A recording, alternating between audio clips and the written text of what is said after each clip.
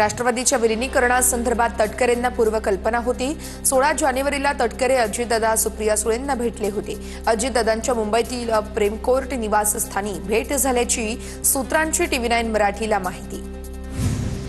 विलीनीकरणानंतर पवार राजकारणातून अलिप्त होणार होते। विलीनीकरणानंतर शरद पवार दादांकडे पक्षाची जबाबदारी देणार होते। शरद पवार सामाजिक कामात सक्रिय राहणार होते। TV9 मराठीला सूत्रांची माहिती।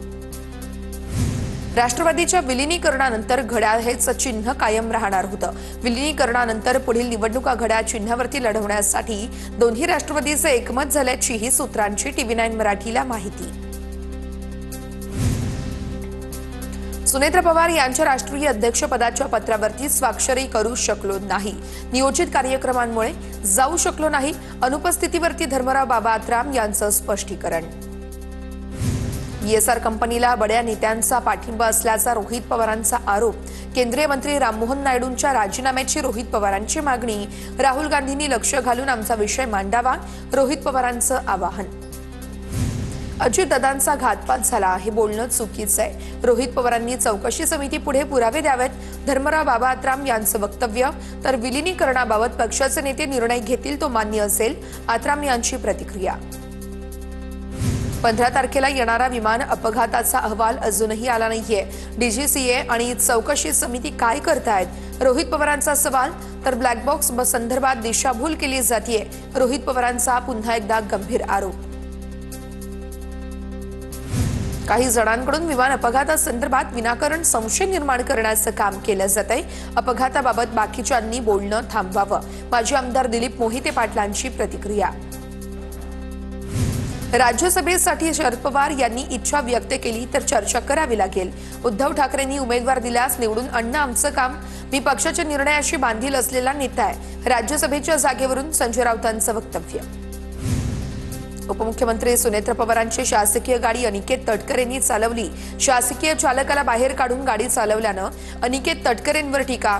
अनिकेत तटकरे हे राष्ट्रवादीचे खासदार सुनील तटकरेंचे पुत्र। उपमुख्यमंत्री सुनेत्र पवार काल रत्नागिरी दौऱ्यावर होत्या। किल्ले शिवनेरीवरील कार्यक्रमानंतर भाजपच्या आशा बुचके यांच्या वर्तनावरून सोशल मीडियावरती टीका केली जाते। बुचके या उपमुख्यमंत्री सुनेत्र पवार यांना धक्का देऊन पुढे आल्याचा व्हिडिओ व्हायरल होतोय। तसेच आमदार शरद सोनवणे यांच्याकडून माईक हिसकावल्याचाही व्हिडिओ व्हायरल होतोय। काँग्रेस नेते राहुल गांधी मुंबईतून रवाना। भिवंडी न्यायालयातील सुनावणी संपली।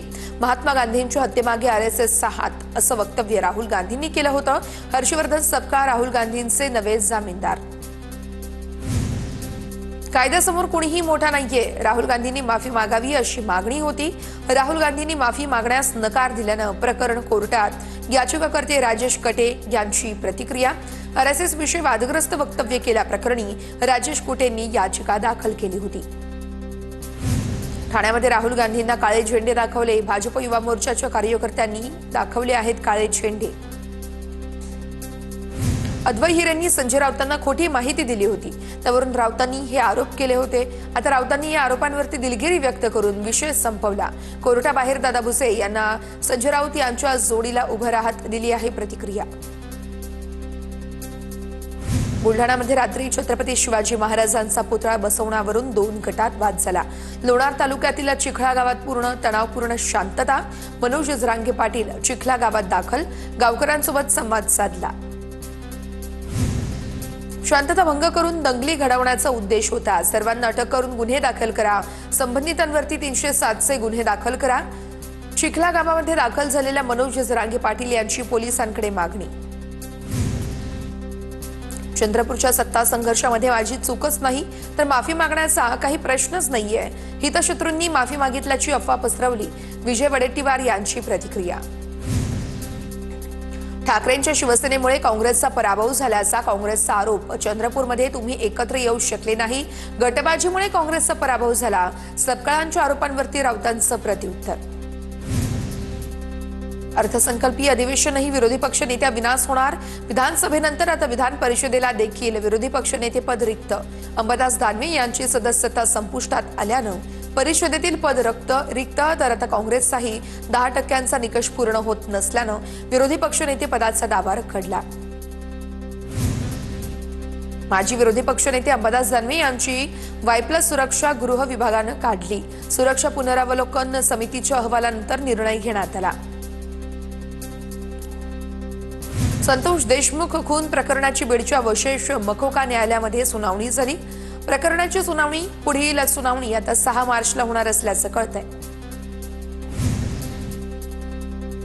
संतोष देशमुख हत्या प्रकरणामध्ये मोठी बातमी समोर। फरार कृष्णा आंधळे 3 वेळा त्याच्या गावी आला होता। संतोष देशमुखांचे भाऊ धनंजय देशमुख यांचा दावा, लवकरात लवकर प्रकरण मार्गी लावावं धनंजय देशमुख यांची मागणी।